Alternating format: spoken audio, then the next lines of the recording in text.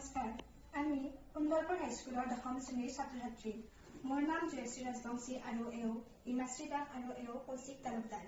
আমি বিকশিত ভাৰত বিল্ডাথন কাৰ্যসূচীত এটা আইডিয়া ছাবমিট কৰাৰ বাবে আগবাঢ়িছোঁ। যিহেতু আমাৰ বিদ্যালয়ৰ দমকলৰ পানী ঔষধিযুক্ত আৰু তাত বিভিন্ন আইৰণ পোৱা যায়, সেয়েহে আমি সেই পানী খোৱাৰ বাবে অনুপযোগী হয়।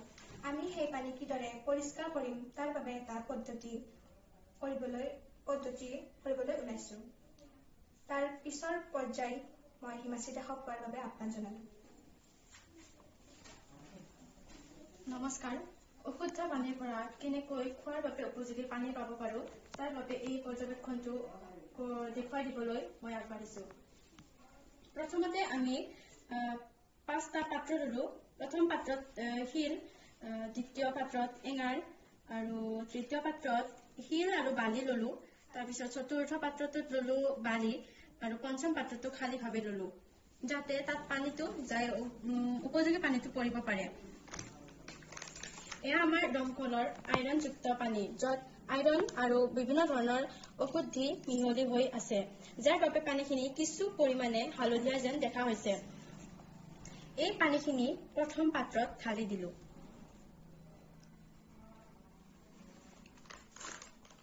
প্ৰথম পাত্ৰটোত য'ত শিল আছে, শিলে কিছু পৰিমাণে আইৰণযুক্ত পানী দিয়াৰ পৰা ঔষধিবোৰ শোষণ কৰিব, তাৰ পৰা পানীটো ফিল্টাৰ হৈ দ্বিতীয় পৰ্যায়ত পৰিব। দ্বিতীয় পাত্ৰটোত আছে এঙাৰ। এই এঙাৰে ঔষধিবোৰ কিছু পৰিমাণে শোষণ কৰিব, তাৰ পাছত ইয়াৰ পৰা ফিল্টাৰ হৈ পুনৰ তৃতীয় পাত্ৰটোত পৰিব। তৃতীয় পাত্ৰটোত শিল আৰু বালি আছে। এই শিল বালিয়ে এঙাৰৰ পৰা অহা পানীখিনি কিছু পৰিমাণে শোষণ কৰিব, তাৰ পিছত ইয়াৰ পৰা গৈ পুনৰ চতুৰ্থ পাত্ৰটোত পৰিব। চতুৰ্থ পাত্ৰটোত বালি আছে। এই বালিবোৰে ওপৰৰ আটাইকেইটা পৰ্যায়ৰ পৰা বৈ অহা পানীখিনি সম্পূৰ্ণভাৱে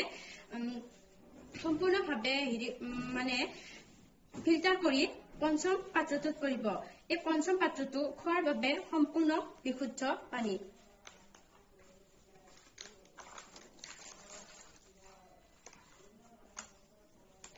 এয়া বিশুদ্ধ খোৱা পানী আৰু এয়া আইৰণযুক্ত দমকলৰ পানী। এইটোৱে আছিল আমাৰ ফালৰ পৰা বিকশিত ভাৰত বিল্ডাথন কাৰ্যসূচীত এটা ক্ষুদ্ৰ আইডিয়া ছাবমিট কৰাৰ এটা ক্ষুদ্ৰ প্ৰচেষ্টা। ধন্যবাদ।